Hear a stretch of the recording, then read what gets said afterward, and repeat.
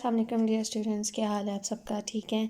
अच्छा जी, अब हम स्टार्ट करने लगे हैं यूनिट 10 का नया टॉपिक जो कि है हीट। ठीक है, अब हम जो कुछ भी पढ़ेंगे ना सारा हीट से रिलेटेड पढ़ेंगे। पहले हमने टेम्परेचर से रिलेटेड पढ़ा था, अब हम सारा जो है हीट से रिलेटेड पढ़ेंगे। सबसे पहले हम हीट की डेफिनेशन जान लेते हैं कि साइंटिफिकली हम लोग हीट को साइंस में इसकी क्या डेफिनेशन है, किस तरह हम लोग इसको डिफ़ाइन करते हैं। Heat is a form of energy. ठीक है, हीट क्या है? फॉर्म ऑफ एनर्जी है। Like every other form of energy, heat is also a form of energy that flows from hotter body to a colder body।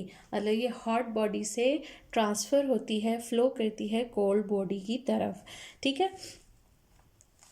अब हमने जब ये chapter start किया था तो हमने एक एग्जांपल पढ़ी थी कि हम क्या कर रहे हैं, वाटर को बॉयल कर रहे हैं। ठीक है, वाटर को बॉयल कर रहे हैं और फिर क्या हो रहा है, टेम्परेचर उसका राइज हो रहा है, काइनेटिक एनर्जी उसकी इंक्रीज़ हो रही है। ठीक है, अगर आप लोग प्रीवियस वीडियो में जाके सुने तो स्टार्टिंग में हमने यही पढ़ा था, हम लोग यही डिस्कस कर रहे थे कि एक वाटर का हमने पॉट लिया, उसको हीट किया, उसका टेम्परेचर राइज हुआ है, काइनेटिक एनर्जी उसकी इंक्रीज़ हुई है, वाटर पार्टिकल्स जो है आपस में टकरा रहे हैं, फ्लो हो रहे हैं वाटर पार्टिकल्स। तो इसका मतलब ये है कि अगर टेम्परेचर इंक्रीज़ हो रहा है तो उसने क्या किया है, वाटर ने पानी को वाटर ने हीट को क्या किया है, एब्जॉर्ब किया है, जिसकी वजह से उसका टेम्परेचर जो हो गया है वो राइज हो रहा है। तो इसका मतलब ये हुआ, हम इसको ऐसे डिफाइन कर लेते हैं कि बॉडी जो होगी जिसका हायर टेम्परेचर होगा उसके अंदर ग्रेटर अमाउंट ऑफ हीट होगी, और इसी तरह अगर कोई बॉडी वार्म है तो उसके अंदर जो है वार्म उसका टेम्परेचर होगा। ठीक है, उसके अंदर थोड़ी कम अमाउंट ऑफ हीट होगी लेकिन होगी, और अगर कोई कोल्डर बॉडी है तो उसके अंदर अमाउंट ऑफ हीट नहीं होगी। तो डिफरेंस हम लोग इसी तरह पता लगा सकते हैं। हम लोग कैसे पता लगा सकते हैं कि हॉट वाटर है उसके अंदर उसके अंदर जो है ज़्यादा हीट है, वार्म वाटर है उसके अंदर कम हीट है, कोल्ड बॉडी के अंदर नहीं है।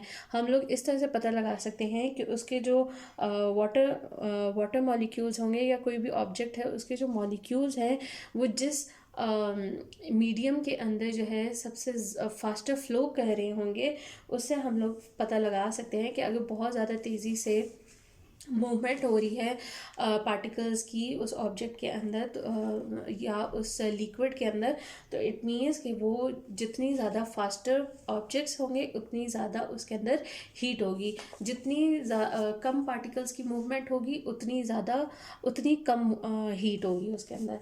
ठीक है, अमाउंट ऑफ हीट इस चीज़ के ऊपर भी डिपेंड करती है कि मेटल उसके अंदर कितना है। आया वो पानी जो है वो उसके अंदर आधा ग्लास है, ज़्यादा ग्लास है, जितना कम होगा उतनी ही ज़्यादा जो है उसके अंदर हीट होगी, और जितना ज़्यादा होगा उतनी ज़्यादा उसके अंदर हीट होगी। अब इसका हम क्योंकि हर पार्टिकल जो है ना उस बॉडी का वो क्या करता है, हीट को एब्जॉर्ब करता है। अब हम ये जो है एक एग्जांपल ले लेते हैं कि एक कप है हॉट वाटर का। ठीक है, उसको हाफ लेंगे तब भी उसका टेम्परेचर एक ही है, उसको अगर आप लोग 2 ग्लासेस में डिवाइड कर लेंगे तब भी उसका टेम्परेचर वही है, लेकिन अमाउंट ऑफ हीट डिपेंड करती है कि कप भरा हुआ है या कप जो है कम है। ठीक है, अगर 2 बॉडीज़ जो है वो डिफरेंट टेम्परेचर के ऊपर हैं और वो आपस में टच की जाती हैं तो जिसमें ज़्यादा हीट होगी वो फ्लो करके दूसरी बॉडी की तरफ आएगी। अब फॉर एग्जांपल अब हमने एक कप लिया है हॉट वाटर का। ठीक है, उसके हम आप ले लें एग्जांपल चाय की। चाय वाला जो होता है हॉट वाटर होता है, उसका जो पत्ती वाला पानी होता है, ठीक है, उसको हम लोग मिक्स करते हैं दूध के साथ। दूध ठंडा है और पानी अगर गर्म है तो जब आप दूध को पानी के अंदर डालेंगे तो क्या होगा कि वो पानी की जो हीट है वो ट्रांसफ़र होकर मिल्क के अंदर जाएगी, और आहिस्ता आहिस्ता जैसे जैसे वो उसके अंदर एब्जॉर्ब होता जाएगा मिल्क, वैसे वैसे हीट जो है उसमें से ट्रांसफ़र होके मिल्क के अंदर जाती जाएगी, और तब तक हीट ट्रांसफ़र होती जाएगी जब तक कि दोनों बॉडीज़ का जो टेम्परेचर है वो एक जगह पे नहीं आ जाता। ठीक है, जब एक टेम्परेचर सेम टेम्परेचर हो जाएगा तो इस तरह के टेम्परेचर को हम कहते हैं थर्मल इक्विलिब्रियम। ठीक है, फॉर एग्जांपल अभी मैंने आपसे बात की कोल्ड मिल्क की, उसको हमने मिक्स किया है हॉट कॉफ़ी के साथ, हॉट टी के साथ। तो हॉट कॉफ़ी जो है वो अपना टेम्परेचर लूज़ करेगी और उसका टेम्परेचर है जो है डिक्रीज़ हो जाएगा। कोल्ड मिल्क जो है वो क्या करेगा, हीट को एब्जॉर्ब करेगा और उसका टेम्परेचर इंक्रीज़ हो जाएगा। इसी तरह जो है हीट फ्लो करती रहेगी तब तक जब तक कि दोनों का टेम्परेचर एक जैसा नहीं हो जाएगा, और जब टेम्परेचर एक जैसा हो जाएगा दोनों का तो हम उसको क्या कहते हैं, उसको हम नाम देते हैं थर्मल इक्विलिब्रियम का। ठीक है, ऐसा यूनिट क्या है हीट का ऐसा यूनिट है जाउल। और जाउल कैसे पड़ा था इसका नाम, it's because of the scientist name, जिसका क्या नाम था, जेम्स प्रेस्कॉट जाउल। और ये क्या था, इंग्लिश फिजिशियंस भी था और मैथमेटिशियन भी था। अच्छा जी, ये जो ऐसा यूनिट है जाउल, इसको हम लोग जो है स्मॉल जे से रिप्रेजेंट नहीं करते, इसको हम कैपिटल जे से रिप्रेजेंट करते हैं। अच्छा जी, अब जब चैप्टर हमने ये स्टार्ट किया था तो दो स्टॉप एंड चेक थे यहाँ पे, जो कि मैंने उस टाइम पे डिस्कस नहीं किए थे। मैंने कहा था कि मैं हीट का और टेम्परेचर का दोनों को मिला के उसको डिस्कस करूँगी। अब मैंने पेज नंबर मेंशन कर दिए बोर्ड के ऊपर, आप लोग इसमें देख भी सकते हैं। पेज 135 में जाएंगे तो वहाँ पे आपको ये क्वेश्चन नजर आएगा, a full glass of hot water has temperature of 40 degree C if we pour half of water in pot। अब जब आप क्वेश्चन को बेटा पेपर में आता है या आप लोगों के कॉपीज़ में आप क्वेश्चन लिखते हैं तो सबसे पहले क्वेश्चन को समझना बहुत ज़्यादा ज़रूरी होता है, क्योंकि आप क्वेश्चन को नहीं समझेंगे तो उसको प्रॉपरली आंसर नहीं कर पाएंगे। ठीक है, अब क्वेश्चन को समझें पहले कि एक ग्लास है हॉट वाटर का, उसका टेम्परेचर कितना है, 40 डिग्री सी है। अब हमने क्या किया है, उसी वाटर को पोर किया है दो पॉट्स के अंदर, दोनों के अंदर क्या हो गया है, हाफ हाफ हो गया। अब उन्होंने क्वेश्चन क्या पूछा है, what will be the temperature of remaining half water. तो हाफ वाटर का वही टेम्परेचर होगा जितना दूसरे वाले वाटर का था, सेम ही होगा। और कितना टेम्परेचर होगा, 40 डिग्री सी होगा, क्योंकि हमने उसके अंदर किसी चीज़ को मिक्स नहीं किया, बस हमने क्या किया, दो पॉट्स में उसको डिवाइड कर लिया है, इसलिए जो है टेम्परेचर दोनों का एक ही रहेगा। अब दूसरा क्वेश्चन ये है जो कि आपका पेज नंबर 138 पे है, a glass full of hot water has temperature 40 degree, मतलब टेम्परेचर वही है 40 डिग्री, लेकिन उसके अंदर हीट कितनी है, 200 जाउल की हीट है। अब हमने क्या किया है, if you pour half of water in another glass, हम क्या करते हैं, एक दूसरा ग्लास लेते हैं और उसके अंदर इसको कन्वर्ट करते हैं, और कन्वर्ट करके उसका ना हाफ वाटर जो है वो डाल देते हैं, मतलब हाफ वाटर है और हाफ हॉट वाटर है। तो knew what will be the new amount of heat in the remaining half glass of water. तो अब क्वेश्चन ये है कि हमने उसके अंदर पानी डाला है, हाफ जो है कप उसके अंदर हमने क्या डाल दिया है, पानी डाल दिया है। तो अब उसकी जो न्यू अमाउंट ऑफ हीट होगी वो कितनी होगी, तो उन्होंने हमें पहले ही एक्सप्लेन कर दिया कि हाफ ग्लास ऑफ वाटर है, ठीक है, हॉट वाटर है, और उसके अंदर हमने half glass of water cold water डाला है। तो इसका मतलब ये है कि वो क्या हो जाएगा, उसकी हीट हाफ हो जाएगी। कितनी हो जाएगी, 200 जाउल थी तो कितनी हो जाएगी, 100 जाउल हो जाएगी। ठीक है, तो ये क्वेश्चंस जो हैं ये मैंने दोनों को समझाने का मेरा मकसद यही था, ताकि आपको समझ आ जाए कि एक के अंदर क्या हुआ है, एक को हमने दो पॉट्स के अंदर सिर्फ डिवाइड किया है। ठीक है, एक में हॉट वाटर को दो पॉट्स के अंदर डिवाइड किया तो उसका टेम्परेचर क्या हो जाएगा, टेम्परेचर दोनों का सेम ही रहेगा, क्योंकि उसके अंदर हमने कुछ मिक्स नहीं किया है। दूसरे वाले में क्या है, हॉट वाटर तो है और जब उसको डिवाइड भी किया है तो हमने उसके अंदर हाफ वाटर पोर भी कर दिया, मीन्स ठंडा पानी या रूम टेम्परेचर पानी उसके अंदर मिक्स कर दिया। तो अब क्या हुआ है, हीट उसमें से क्या हो जाएगी, हाफ हो जाएगी। हाफ जो है वो फ्लो करके मीडियम जो रूम टेम्परेचर वाटर है उसके अंदर जाके मिक्स हो जाएगी या ठंडे पानी के अंदर मिक्स हो जाएगी, तो इसलिए हीट क्या हो जाएगी, हाफ हो जाएगी। ठीक है, आई होप ये क्वेश्चन ये टॉपिक आपको क्लियर हो गया होगा।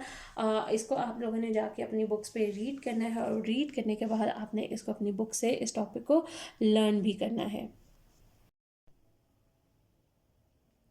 ओके जी स्टूडेंट्स, तो अब हम पढ़ेंगे थर्मल एक्सपेंशन के बारे में। थर्मल मींस आप लास्ट वीडियो में, जिससे इसी यूनिट की पहले वाली वीडियो थी उसके अंदर हमने पढ़ा था कि थर्मल क्या होता है। थर्मल मींस हीट, हीट की एक्सपेंशन कैसे होती है। मतलब हीट जो है वो एक जब एक्सपैंड होती है तो कैसे होती है। कोई भी सब्सटेंस है वो जब हीट किया जाता है तो उसकी लेंथ एरिया, वॉल्यूम, शेप और डेंसिटी क्या होती है, चेंज होती है। और इसको हम क्या कहते हैं, thermal expansion. When a substance is heated, its length, area, volume, shape और density changes, this is called thermal expansion. ठीक है, थर्मल एक्सपेंशन जो है अब वो कैसे होती है, हमारे पास 3 स्टेट्स ऑफ मैटर हैं, कौन सी हैं, सॉलिड, लिक्विड और गैस है। तीनों स्टेट्स ऑफ मैटर में जो है तीनों स्टेट्स ऑफ मैटर जब हीट किए जाते हैं तो तीनों क्या होते हैं, एक्सपैंड होते हैं या कॉन्ट्रैक्ट होते हैं कूल होने पे। ठीक है, कॉन्ट्रैक्ट मीन्स सिकुड़ते हैं या दोबारा आपस में जुड़ जाते हैं। तो थर्मल एक्सपेंशन जो है वो डिफरेंट होती है डिफरेंट स्टेट्स के लिए। सॉलिड के अंदर कुछ दूसरी तरह की होगी, लिक्विड के अंदर किसी और तरह की होगी, गैसेस के अंदर किसी और तरह की होगी। और यूजुअली जो होती है गैसेस जो है वो ज़्यादा एक्सपेंड करती हैं एज़ कंपेयर टू लिक्विड्स, और लिक्विड्स जो है वो सॉलिड से ज़्यादा एक्सपेंड करते हैं। अब सॉलिड्स जो होते हैं थर्मल एक्सपेंशन में क्या होता है सॉलिड्स को, कि वो हमने पढ़ा है कि सॉलिड्स जो है वो मूव नहीं करते हैं, वो जिधर होते हैं वो उधर ही रहते हैं और अपनी मेन पोजीशन पे ही क्या करते हैं, वाइब्रेट करते रहते हैं। ठीक है, बिकॉज वो दे आर क्लोजली पैक्ड, तो इतना ज़्यादा उनके अंदर जगह नहीं होती है, इतनी ज़्यादा उनके पास स्पेस नहीं होती है कि वो एक जगह से दूसरी जगह जा सकें। तो इसलिए सॉलिड्स क्या होते हैं, अपनी मेन पोजीशन पे ही वाइब्रेट करते हैं लेकिन अपनी जगह को छोड़ते नहीं हैं। तो जब सॉलिड सब्सटेंस जो है हीट किया जाता है, वो हीट को गेन करता है, हीट एनर्जी को गेन करता है, वाइब्रेशनल काइनेटिक एनर्जी उसमें पैदा होती है और जो है उसके पार्टिकल्स जो है वो ज़्यादा तेज़ी से वाइब्रेट करना शुरू कर देते हैं। फिर जितना भी उनके बीच में गैप होता है वो इंक्रीज़ होना शुरू हो जाता है और इस तरह से क्या होता है, सॉलिड एक्सपैंड होना शुरू हो जाते हैं कि अपने से थोड़ी सी आगे आगे जो जगह है वो लेना शुरू कर देते हैं।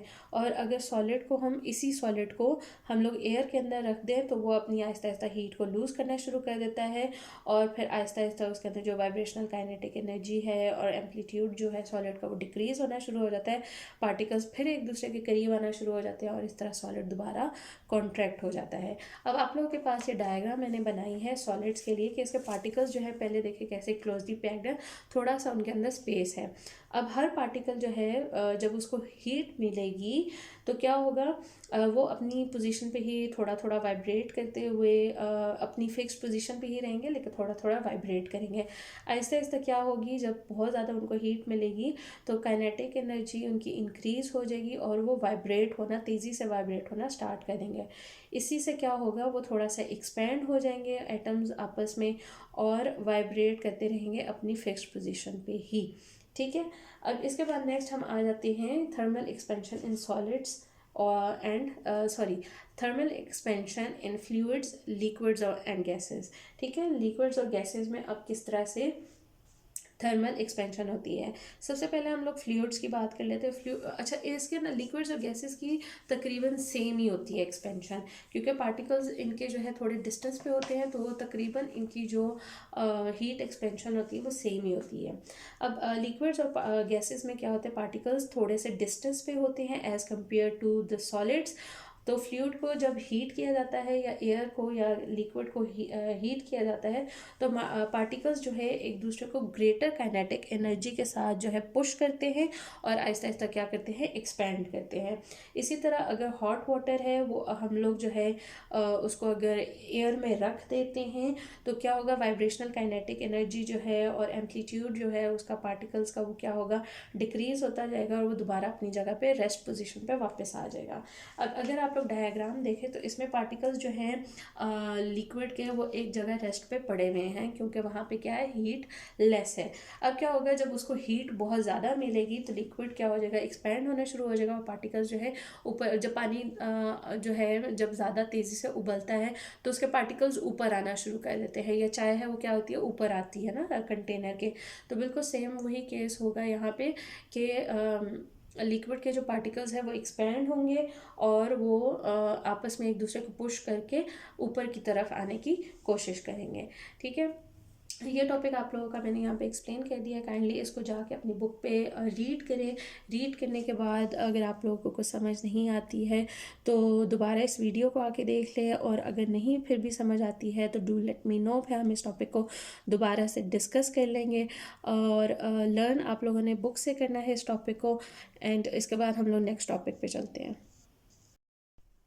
Okay, ji students, now we are starting the new topic, which is effects of thermal expansion and contraction with their applications in our daily life.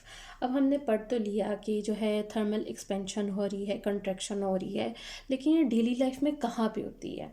ठीक है, तो डेली लाइफ में ये काफ़ी जगहों पे होती है, लेकिन उसमें से कुछ हम लोग यहाँ पे अभी डिस्कस करेंगे। सबसे पहले है हमने पढ़ लिया है कि जी सब्सटेंसेस जो है हीट होने पे एक्सपैंड होते हैं, और जब कूल डाउन होते हैं तो कॉन्ट्रैक्ट होते हैं। कुछ एक्सेप्शंस होती हैं, लेकिन मैक्सिमम क्या होते हैं, सब्सटेंसेस जो है कॉन्ट्रैक्ट होते हैं और हीट अप होने पे एक्सपैंड होते हैं।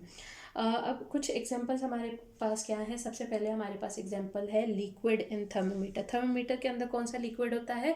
मरकरी होता है।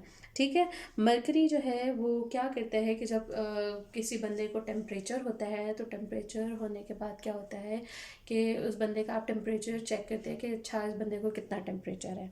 ठीक है, तो फिर क्या होता है कि जब आप उसके मुंह के अंदर या उसके आर्मपिट में जो है वो थर्मोमीटर रखते हैं, तो मरकरी जो है राइज होना शुरू कर देता है, और वो तब तक राइज होता है जब तक कि वो थर्मल इक्विलिब्रियम पे नहीं पहुंच जाता, जो उसका टेम्परेचर वहाँ पे जाके रुक जाता है जितना बॉडी का टेम्परेचर होता है। ठीक है, थर्मल इक्विलिब्रियम अभी हमने पढ़ा है। तो मरकरी तब तक राइज होता है जब तक कि वो थर्मल इक्विलिब्रियम पे नहीं पहुंच जाता, और फिर हमें पता चल जाता है कि इस बंदे को कितना टेम्परेचर है। तो सबसे पहले तो ये होगी कि वो मरकरी जो है, मरकरी की जो एक्सपेंशन है थर्मोमीटर्स के अंदर, that is thermal expansion in our daily life. ठीक है, अच्छा इसके बाद जो है opening the bottle lid with hot water. अब जो है हॉट वाटर हमने पढ़ा था कि सॉलिड्स जो है वो वाइब्रेट करते हैं।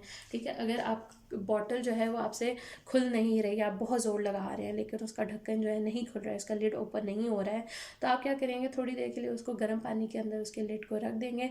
तो क्या होगा, उसके पार्टिकल्स, सॉलिड के पार्टिकल्स वाइब्रेट होंगे, तो थोड़ा सा उनके अंदर स्पेस क्रिएट हो जाएगी। स्पेस जब क्रिएट हो जाएगी तो वो लिड जो है वो आसानी से खुल जाएगा उसका। ठीक है, थर्ड एग्जांपल है हमारे पास गैप्स इन रेलवे ट्रैक्स। हम लोगों ने देखा है कि कुछ रेलवे ट्रैक्स होते हैं, उनके अंदर ये थोड़ा सा लोग जो है गैप्स छोड़ देते हैं। गैप्स क्यों छोड़े जाते हैं? क्योंकि जब समर्स होते हैं तो मेटल जो है वो क्या होगा, एक्सपैंड होगा। तो समर्स के अंदर जो एक्सपेंशन होती है, अगर वो उसके लिए जगह नहीं छोड़ेंगे, गैप नहीं छोड़ेंगे थोड़ा सा, तो रेलवे ट्रैक्स जो है वो टेढ़ा हो जाएगा। ठीक है, उस चीज़ से बचने के लिए जब ये रेलवे ट्रैक्स को कंस्ट्रक्ट किया जाता है तो उनके बीच में थोड़ी थोड़ी गैप थोड़ी देर के बाद जो है छोड़ दी जाती है। ठीक है, उसको बिल्कुल स्ट्रेट नहीं बनाया जाता है। इसी तरह एक्सपेंशन जॉइंट्स इन ब्रिजेस, जब ब्रिजेस बनाए जाते हैं तो उनके बीच में भी थोड़ा सा जो है सेक्शन जो है वो छोड़ दिया जाता है, और उसमें क्या किया जाता है, एक्सपेंशन जॉइंट्स लगाए जाते हैं ताकि जब समर्स आती हैं तो ब्रिज आसानी से एक्सपेंड हो सके और ड्यूरिंग द विंटर्स कॉन्ट्रैक्ट हो सके without giving any damage to the bridge. ठीक है, तो हम लोगों ने, जब आप लोग रोड्स पे बाहर निकलते हैं तो ये नोट कीजिएगा कि रोड्स जब बनाते हैं उनके बीच में जो है थोड़ा सा वो गैप छोड़ देते हैं। पूरी रोड एक सीधी रोड नहीं बनाते हैं, बल्कि उसके अंदर कोई ना कहीं पे गैप छोड़ दिया जाता है, ताकि जब समर्स आएँ और वो जो सीमेंट है या जो भी उन्होंने उसके अंदर मटेरियल डाला हुआ है वो जब एक्सपैंड करे तो रोड जो है वो ख़राब ना हो जाए। या ब्रिजेस हैं, ब्रिजेस के अंदर आप लोगों ने देखा होगा, इवन जब आप मोटरवे पे जा रहे होते हैं तो ब्रिजेस को क्रॉस करते हुए थोड़ी देर के बाद उसके अंदर क्या आ जाता है, एक जॉइंट आ जाता है।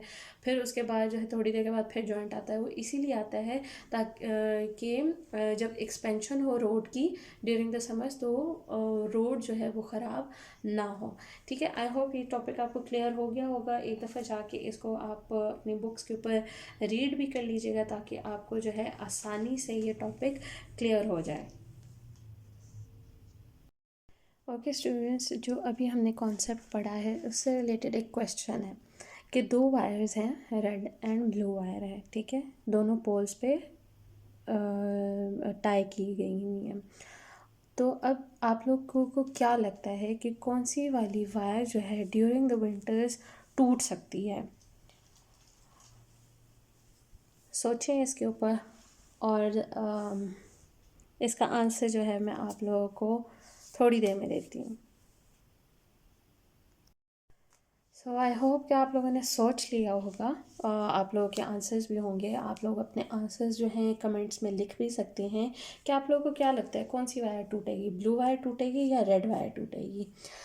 तो कॉन्सेप्ट हम लोगों ने अभी पढ़ लिया है कि किया जाता है, थोड़ी सी जगह छोड़ी जाती है, गैप छोड़ा जाता है, ताकि अगर विंटर्स में एक्सपेंशन हो तो एक्सपेंशन के लिए जगह छोड़ी जाती है। तो अगर विंटर्स हैं, विंटर्स के अंदर हमें पता है कि कंट्रक्शन होगी, तो कंट्रक्शन के लिए भी तो हम लोगों को उसी तरह से थोड़ा सा उस चीज़ को के लिए लूज़ रखना पड़ेगा ना, पोल्स को। तो क्या होगा कि ऑलरेडी जो है ब्लू वायर जो है वो ऑलरेडी टाइटली बांधी गई हुई है, ठीक है, उसके अंदर अभी कोई भी कंट्रक्शन अगर की जाए तो वो जो है बर्दाश्त नहीं कर पाएगी। रेड वायर जो है वो ऑलरेडी लूज़ है, तो अगर कंट्रक्शन होती है विंटर्स में वो टाइट हो जाएगी, तो मतलब वो ठीक रहेगी अपनी जगह पे। लेकिन ब्लू वायर जो है वो क्या होगा कि जब विंटर्स आएंगी तो और कंट्रक्शन और थोड़ी सी अगर इसके अंदर कंट्रक्शन हुई तो कौन सी वायर टूट जाएगी, ब्लू वायर जो है वो टूट जाएगी because of the contraction in winters. ठीक है, अब जिसने सही आंसर दिया था वो कमेंट बॉक्स में लिख सकता है कि मैम मैंने यही सोचा था। तो आप लोगों को इसका अगर आप लोगों ने यही सोचा था, ब्लू वायर का आंसर सोचा था, तो इट मीन्स कि आप लोगों को कॉन्सेप्ट की सही क्लियर समझ आ चुकी हुई है। अब हम न्यू टॉपिक अपना स्टार्ट करते हैं। So students, now we are going to learn about the methods through which heat can transfer from one body to another. भाई 3 methods हैं जिनके थ्रू हीट जो है ट्रांसफ़र हो सकती है हॉट बॉडी से कोल्ड बॉडी में, ठीक है। और उन तीनों को जो है हम आहिस्ता आहिस्ता जो है डिटेल में वन बाय वन डिस्कस करेंगे। 3 मेथड्स कौन से हैं जी? कंडक्शन, कन्वेक्शन और थर्ड है रेडिएशन, ठीक है। कंडक्शन में क्या होता है भाई? कंडक्शन में ये होता है कि हीट जो है हॉट बॉडी से कोल्ड बॉडी में जा तो रही है, लेकिन किसके थ्रू जा रही है? वाइब्रेशंस ऑफ पार्टिकल्स के थ्रू जा रही है, कि वो पार्टिकल वाइब्रेट हो रहा है, इसलिए वो जो हीट है वो हॉट बॉडी से कोल्ड बॉडी के अंदर ट्रांसफ़र हो रही है, ठीक है। इसकी एग्जांपल हम कैसे ले सकते हैं? इसकी एग्जांपल हम ले सकते हैं कि खाना बनाने के, आप फॉर एग्जांपल खाना बना रहे हैं आप लोग, ठीक है, फूड को आप कुक कर रहे हैं मेटेलिक पॉट्स के अंदर। अब वो मेटल जब तक हीट नहीं होगा तब तक आपका खाना आगे बनेगा नहीं, ठीक है। तो मेटल्स जो हैं, जब आप लोग फ्राई पैन्स हैं, फ्राई पैन के हैंडल जो है वो प्लास्टिक के होते हैं ताकि आप आसानी से उसको पकड़ सकें। फूड जो कुक होगा वो किस में होगा? मेटेलिक पॉट के अंदर होगा, ठीक है। तो ये जो है एग्जांपल होती है कि मेटल जो है वो कंडक्ट कर रहा है हीट को, और फिर उसके आगे जो है वो हीट को ट्रांसफ़र करता है आपके खाने के अंदर। तो ये क्या कहलाता है? कंडक्शन कहलाता है। अब इसके अंदर कॉन्सेप्ट आ जाता है गुड कंडक्टर का और बैड कंडक्टर का। गुड कंडक्टर हमारे पास कौन से हैं जी? मेटल्स हैं। मेटल्स क्यों हैं? क्योंकि मेटल्स के अंदर फ्री इलेक्ट्रॉन्स होते हैं जो कि हीट को जो है कंडक्ट करते हैं, ठीक है। और और इसमें क्या होता है, इलेक्ट्रॉन जो है तेज़ी से हीट को ट्रांसफ़र करते हैं, एक इलेक्ट्रॉन दूसरे के अंदर ट्रांसफ़र करता है, दूसरा इलेक्ट्रॉन तीसरे के अंदर ट्रांसफ़र करता है, और इस तरह से जो है पूरा मेटल क्या हो जाता है? हीट अप हो जाता है। नॉन मेटल्स जो होते हैं वो क्या होते हैं? बैड कंडक्टर्स होते हैं। बैड कंडक्टर्स क्यों होते हैं? क्योंकि वो हीट को ईजिली कंडक्ट नहीं कर सकते हैं। अब हमारे पास उसमें क्या एग्जाम्पल आ जाती है? वुड की आ जाती है, प्लास्टिक की आ जाती है, वूल की आ जाती है, फर की आ जाती है। ये क्या कहते हैं? हीट को कंडक्ट नहीं करते, इसलिए उनको क्या कहा जाता है? इंसुलेटर कहा जाता है। क्यों ये हीट को कंडक्ट नहीं कर पाते हैं? बिकॉज इनके अंदर फ्री इलेक्ट्रॉन्स नहीं होते हैं। वो एक दूसरे के अंदर इनको इजाज़त नहीं होती है कि ये जो है एक जगह से दूसरी जगह जो है मूव कर सकें, ठीक है। अब आप सर्दियों में जो है, सर्दियों में आप क्या करते हैं? वूल के स्वेटर्स पहनते हैं, वूल के क्लोथ्स पहनते हैं, कोट्स पहनते हैं, वो किस लिए पहने जाते हैं? क्योंकि जो वूल के पार्टिकल्स होते हैं वो हीट को आपकी बॉडी से हीट निकल रही होती है ना, वो वूल के अंदर ट्रैप हो जाती है और एयर भी उसी के अंदर रह जाती है। इसी वजह से एयर जो है, क्योंकि इंसुलेटर है और एयर जो है हीट को अलाउ नहीं करती कि वो इजीली हीट को कंडक्ट कर सके, तो इसलिए जो है आपकी बॉडी से जो हीट होती है वो बाहर नहीं निकलती और आपकी बॉडी क्या रहती है, वूल की वजह से वार्म रहती है। इसी तरह बर्ड्स हैं, बर्ड्स के जो फेदर्स होते हैं वो क्या होते हैं, इसी तरह फ्लफ़ी होते हैं। वो क्या करते हैं, एयर के पार्टिकल्स को ट्रैप कर लेते हैं, हीट जो है उनकी बॉडी के अंदर ट्रैप हो जाती है, उनके विंग्स के अंदर ट्रैप हो जाती है और इस तरह से क्या रहते हैं, उनकी बॉडीज़ विंटर्स में भी वार्म रहती हैं। वरना बर्ड्स क्यों स्वेटर्स नहीं पहनते, इसीलिए स्वेटर्स नहीं पहनते बिकॉज उनके फेदर्स के अंदर जो है ये सारा कंडक्शन का सिस्टम ऑलरेडी होता है। ठीक है। अच्छा, अब इसके अंदर हम लोग जो है ये एयर जो है ये आपने याद रखना है बेटा कि एयर जो है इट्स अ इंसुलेटर। ठीक है, air itself is a insulator, ये हीट को कंडक्ट नहीं करती है। क्योंकि हीट क्यों कंडक्ट नहीं करती है, अभी हमने पढ़ा है कि जो पार्टिकल्स होते हैं एयर के ये बहुत एक दूसरे से डिस्टेंस पे होते हैं, तो हीट को ट्रांसफ़र करने में उसको टाइम लगता है और टाइम लगता है तो इसलिए वो कंडक्ट नहीं करती है। नेक्स्ट हमारे पास जो मेथड है वो है जी कन्वेक्शन का। कन्वेक्शन में क्या होता है कि ये ट्रांसफ़र हो तो रही है, मॉलिक्यूल्स जो है वो हीट को ट्रांसफ़र तो कर रहे हैं हॉट बॉडी से कोल्ड बॉडी में, लेकिन उनमें जो पार्टिकल्स की मूवमेंट है वो एक्चुअल मूवमेंट है। ठीक है, वाइब्रेशन नहीं हो रही है, बल्कि मॉलिक्यूल्स जो है वो एक्चुअली मूव होके एक प्लेस से दूसरी जगह पे जा रहे हैं। ठीक है, that's why it is known as convection. अब ये जो है कहाँ पे होती है, ये लिक्विड्स के अंदर होती है। ठीक है, लिक्विड्स में क्या होता है, अभी हमने जैसे पढ़ा कि कोल्ड वाटर जो है उसको हम हीटअप करते हैं तो थोड़ी देर के बाद क्या होता है, पार्टिकल्स जो है वो मूव करना शुरू कर देते हैं, बॉटम से ऊपर की तरफ आना शुरू कर देते हैं। जो नीचे वाले पार्टिकल्स होते हैं वो ऊपर आते हैं, ऊपर वाले नीचे जाते हैं, इस तरह से करके जो है सारा पानी बॉयल हो जाता है। तो इसका मतलब जो है ये हुआ कि पार्टिकल्स जो हैं इसके अंदर एक जगह से दूसरी जगह पे मूव करते हैं और ये जो सर्कुलेटिंग फ्लो होता है वाटर का, इसको कहा जाता है कन्वेक्शनल करंट्स कहा जाता है।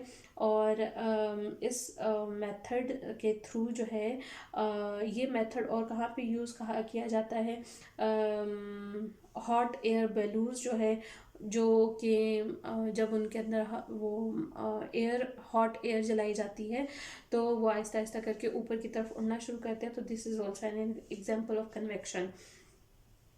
इसके अलावा एयर जो है हॉट, जब समर्स होते हैं, हॉट डे होता है तो आप नीचे जो एयर होती है वो बहुत ज़्यादा गर्म होती है, आहिस्ता आहिस्ता जो एयर होती है वो क्या होती है, ऊपर की तरफ जाती है। ठीक है, जैसे एयर के करंट्स लिक्विड के जो करंट्स हैं वो वाटर के अंदर नीचे से ऊपर की तरफ जाते हैं, उसी तरह एयर जो है वो नीचे से ऊपर की तरफ जाती है और जब वो आहिस्ता आहिस्ता ऊपर जाती है तो वो क्या होती है, ठंडी होती जाती है और लाइटर होती जाती है। ठीक है, ये अपवर्ड मूवमेंट जो होती है एयर की ये कन्वेक्शन के थ्रू होती है और इसलिए उसको थर्मल कहा जाता है। ये थर्मल जो है ये हेल्प करती है बर्ड्स को कि वो ज़्यादा देर तक ऊपर जो है एयर में फ्लाई कर सकें, बिकॉज हॉट एयर जो है जब आहिस्ता आहिस्ता ऊपर की तरफ जाएगी तो वो ठंडी होती जाएगी ना, एक पार्टिकल दूसरे पार्टिकल को जब हीट देगा तो आहिस्ता आहिस्ता करके वो ठंडा हो जाएगा।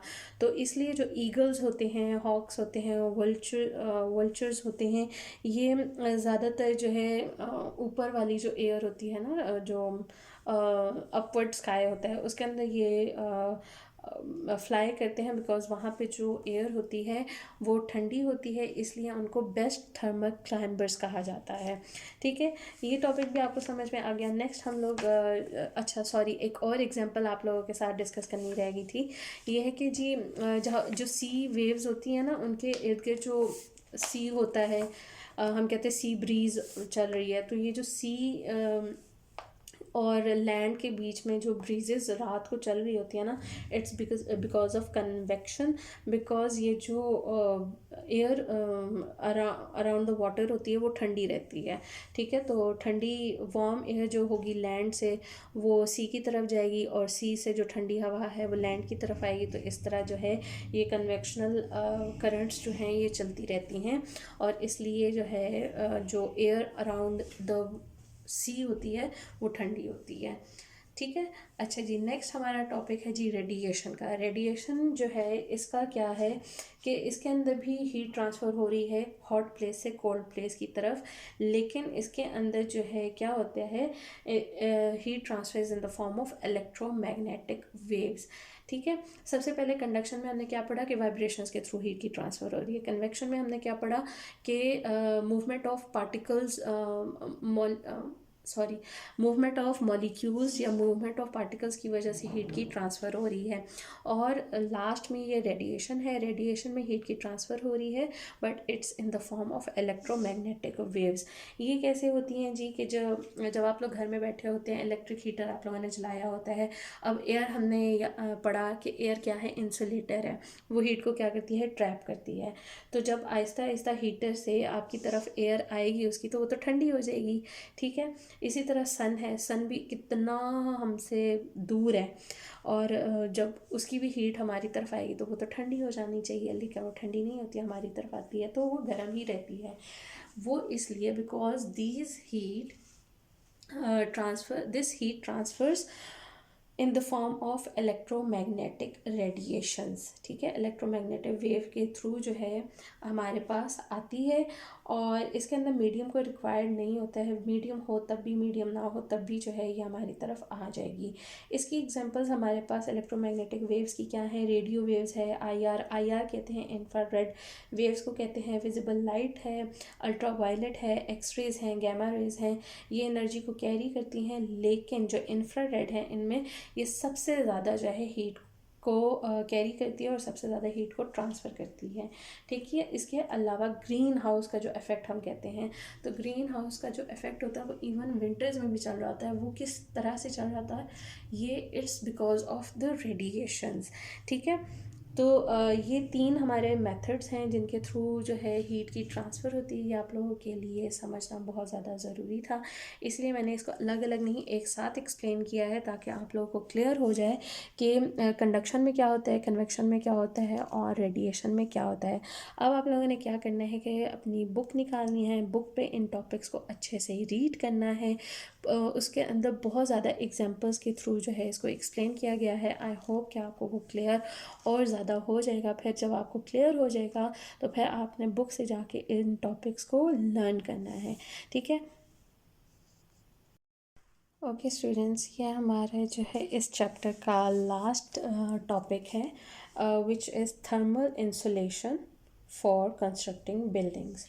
अच्छा जी, अब हम इसमें ये पढ़ेंगे कि जब बिल्डिंग्स को कंस्ट्रक्ट कर रहे होते हैं तो उनको कैसे इंसुलेट किया जाता है। क्योंकि देखें तीनों चीज़ें जो हैं, अभी जो हमने तीनों मेथड्स पढ़े हैं, ये बिल्डिंग के अंदर एक्ट कर रहे होते हैं। ठीक है। कंडक्शन भी हो रही होती है, कन्वेक्शन भी हो रही होती है, रेडिएशन भी हो रही होती है। तो ये तीनों जब मेथड्स होंगे तो ये मिल के जो है बहुत ज़्यादा हीट जो है बिल्डिंग के अंदर कंडक्ट करेंगे। ठीक है। बहुत ज़्यादा हीट ट्रांसफ़र होगी बिल्डिंग के अंदर। तो उस हीट को कंट्रोल करने के लिए जब कंस्ट्रक्शन हो रही होती है तो तब जो है काफ़ी ज़्यादा चीज़ें यूज़ की जाती हैं ताकि बिल्डिंग की कंस्ट्रक्शन के दौरान ही जो है हम उस ट्रांसफ़र ऑफ हीट को कंट्रोल कर सकें। वो कैसे हम लोग ट्रांसफ़र ऑफ हीट को मेंटेन कर सकते हैं, लोअर कर सकते हैं, टेम्परेचर को मेंटेन कर सकते हैं बिल्डिंग के अंदर। आजकल जो है सबसे ज़्यादा मेथड जो यूज़ किया जा रहा है वो फॉल्स सीलिंग का किया जा रहा है। इसमें क्या किया जाता है कि जब रूफ़ बन जाती है बिल्डिंग की तो उसके नीचे फॉल्स सीलिंग लगा दी जाती है। अब रूफ़ के और फॉल्स सीलिंग के बीच में एयर जो होती है वो ट्रैप हो जाती है between the ceiling and the roof. और एयर जो है क्योंकि इंसुलेटर बहुत अच्छा है तो वो जो है हीट को जो है रिड्यूस कर देता है ताकि वो रूफ़ से रूम की तरफ जो है आते हुए उसको कम टाइम लगे या कम जो है हीट जो है वो रूम के अंदर जाए। ठीक है। इसके अलावा सेकंड मेथड जो यूज़ किया जाता है वो ये किया जाता है कि रिफ्लेक्टर्स या शाइनी सिल्वर्ड सर्फेसेस जो होती हैं वो रूफ़ के ऊपर लगा दी जाती हैं। वाइट वॉशिंग की जाती है समर के सीज़न के शुरू होने से पहले, ताकि जितनी ज़्यादा हीट को लोअर किया जा सके समर्स के दौरान, उतने ज़्यादा मेथड्स यूज़ किए जाते हैं ताकि ज़्यादा हीट ट्रांसफ़र को रोका जा सके। इससे क्या होता है, जो शाइनी सिल्वर्ड सरफेसेस होती हैं या रिफ्लेक्टर्स होते हैं वो जो है हीट को जो है रिफ्लेक्ट करते हैं उसको कम कंडक्ट करते हैं और हीट को बिल्डिंग के अंदर ज़्यादा ट्रांसफ़र होने से रोकते हैं, रिड्यूस करते हैं उसके ट्रांसफ़र को। ठीक है, थर्ड जो है थिकनेस ऑफ वॉल्स में भी इंक्रीज। ठीक है, क्यों इंक्रीज की जाती है? ताकि हीट जब कंडक्ट करती है बाहर से बिल्डिंग, तो उसको अंदर आते हुए क्या लगे, टाइम लगे। एंड अभी हम लोगों ने पढ़ा था कि जब हीट जो है एक पार्टिकल से दूसरे पार्टिकल के अंदर आहिस्ता आहिस्ता करके ट्रांसफ़र होती है, तो वो क्या होती है, आहिस्ता आहिस्ता उसका हीट जो है वो कम होती जाती है। ठीक है, इसके अलावा चौथा मेथड जो यूज़ किया जा रहा है वो वॉल इंसुलेटिंग पैनल्स जो है वो यूज़ किए जा रहे हैं। फ्रंट वॉल्स के ऊपर जो है इंसुलेटिंग पैनल्स लगाए जा रहे हैं आजकल, जस्ट लाइक फॉल्स सीलिंग, ताकि हीट जो है कम से कम बिल्डिंग जो के अंदर ट्रांसफ़र हो। इसके अलावा डबल ग्लेज्ड विंडोज़ और डोर्स जो है वो भी इंस्टॉल किए जा रहे हैं। जैसे नॉइज़ पोल्यूशन को कंट्रोल करने के लिए भी जो है वो विंडोज़ या डोर्स इस तरह की यूज़ किए जा रहे हैं, ताकि हीट की ट्रांसमिशन कम हो। नॉइज़ कैंसलेशन के काफ़ी ज़्यादा इस तरह के डोर्स और विंडोज़ यूज़ किए जा रहे हैं, जो कि बाहर की आवाज़ को कम जो है अंदर आने देते हैं। इसी तरह हीट के भी बिल्कुल सेम उसी मेथड के थ्रू होते हैं। ये क्या करते हैं, इन विंडो पैनल्स के अंदर क्या होती है, एयर होती है या आर्गन गैस होती है, जो कि बहुत अच्छी गुड इंसुलेशन के तौर पे काम करती है। तो ये कुछ मेथड्स हैं, कुछ तरीके हैं जिनसे बिल्डिंग को इंसुलेट किए जाते हैं, ताकि बिल्डिंग का अंदर का जो टेम्परेचर है वो कंट्रोल किया जा सके। ठीक है बेटा, ये आपका जो यूनिट है वो यहाँ पे आज कंप्लीट हो जाता है। आप लोगों ने अच्छे से इस टॉपिक को अपनी बुक से रीड आउट करना है और टॉपिक्स को आपने बुक से ही लर्न करना है। कोशिश कीजिएगा कि गाइड्स और नेट वगैरह से आप लोग मैं ये नहीं कहती हूँ कि गाइड्स या नेट पे आप लोग ना देखें, वहाँ से और भी आप लोगों को वो मिल सकती है, गाइडेंस मिल सकती है। बट ये है कि जितना आप अपनी बुक को एग्ज़ाम पॉइंट ऑफ व्यू से स्टडी करेंगे, अपनी बुक को कंसल्ट करेंगे, तो अच्छा रहेगा, क्योंकि एमसीक्यूज़ या शॉर्ट क्वेश्चन आंसर्स जो ऑब्जेक्टिव पेपर आपका बन के आता है, मैक्सिमम आपकी बुक से ही होता है। तो कोशिश करें कि इन टॉपिक्स को अच्छे से अपनी बुक से लर्न करें, ताकि अगर एग्ज़ाम में कहीं से भी कोई भी क्वेश्चन या कोई भी ऑब्जेक्टिव आ जाता है तो आपके लिए वो इजी होगा। ठीक है, नेक्स्ट हम लोग अपना यूनिट न्यू यूनिट जो है नेक्स्ट वीडियो में स्टार्ट करेंगे। आप लोग तब तक जो है अच्छे से इस चैप्टर को अपनी बुक से रीड आउट करें, लर्न करें, and we will meet in the next video. अल्लाह हाफिज़।